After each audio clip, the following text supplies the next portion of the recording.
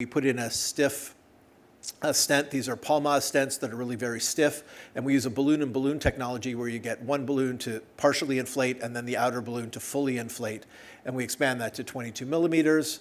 That's the largest diameter that we have there, and then we go ahead and put the Melody valve right inside. And the pre-stenting is actually the tough part. Once you get that done, you're actually sort of off to the races.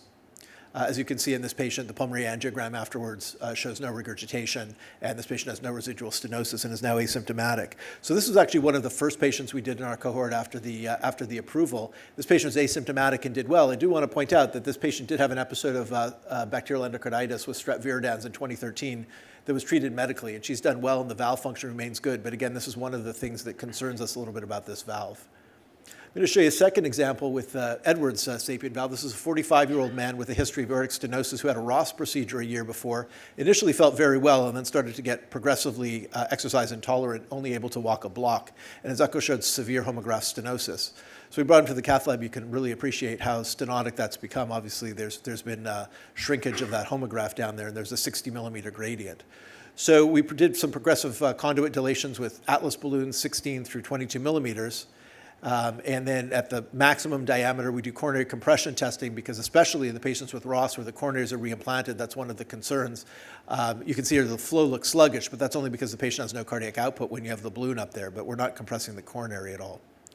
So it looks pretty good after we do the balloon dilation, and are we ready for stenting? Well, here we have a problem. So there's actually a homograph rupture with a pseudoaneurysm, so that certainly happens sometimes. Again, these patients have been operated on. There's a lot of circumferential scar, so we don't typically get and it's at relatively low pressure, so we don't get rapidly expanding pseudoaneurysms most of the time, but this is was certainly a concern for us.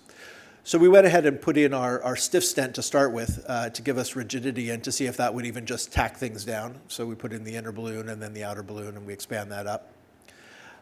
But we still, as you can see, still have that pseudoaneurysm there. So we went ahead and put in a covered stent. This NewMed stent is actually has been approved for treating coarctation of the aorta. It's a stent that's covered with PTFE and it's wrapped around. And when you inflate it again, you can get a nice seal. And so that's what we went ahead and did it. I'm just going to point out that we delivered both of those stents using the ensemble delivery system, the one that we use for the Melody. Again, it's really a very nice system, gets you out there very easily. You can reuse the balloon again when you go to deliver, like we delivered the first stent with that ensemble delivery system, took it out, and then mounted this covered stent on the same delivery system and went ahead and delivered it. Saving a little money there, Dr. Sharma. Okay, so anyways, he doesn't care. All right, so we covered the pseudoaneurysm there. He has no stenosis and free regurgitation. And it looks pretty good there. We checked the coronary and it still looks good. And then we went ahead and put in the 23 millimeter Sapien in position there. Or it's a little boring. And then afterwards, as you can see, there's no stenosis or regurgitation. You know, we show it with the Sapien out there and it all looks easy. Still, to get that through the stents is a little bit challenging.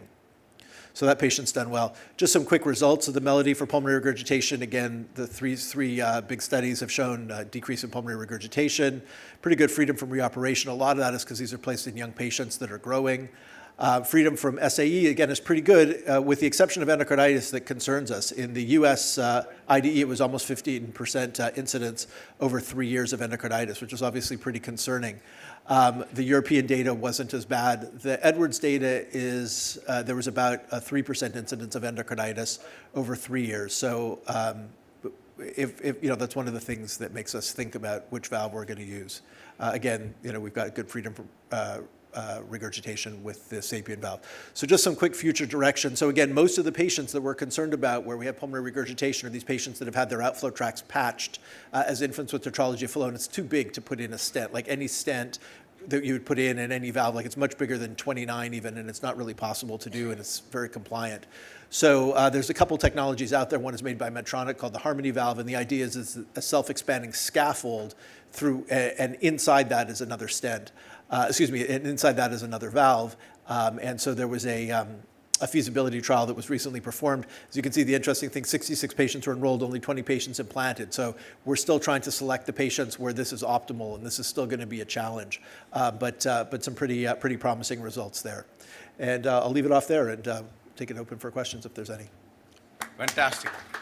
All right, so we just keep going. Now we go into this one big issue about the embolic protection. Barry, thank you.